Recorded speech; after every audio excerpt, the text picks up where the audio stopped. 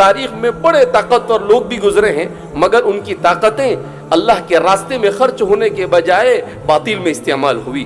دنیا میں بڑے ذہین اور فطین لوگ بھی گزرے ہیں، مگر ان کی ذہانت اور فطانت یہ بجائے اس کے کہ اللہ کے کلمے کو سربلندی کے لیے استعمال ہوتی، وہ باطل کو زور دینے کے لیے استعمال کی گئی۔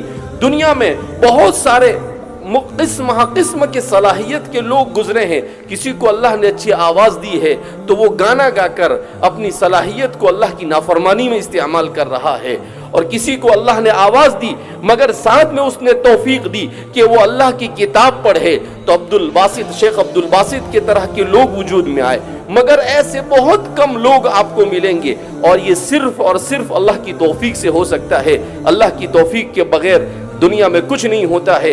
قرآن کریم میں اللہ رب العزت فرماتے ہیں وَمَا تَشَاءُونَ إِلَّا أَن يَشَاءَ اللَّهُ، تمہاری چاہت سے کچھ نہیں ہوتا، جو کچھ ہوتا ہے وہ صرف اور صرف کس کی چاہت سے ہوتا ہے؟ رب ذوالجلال کی چاہت سے ہوتا ہے۔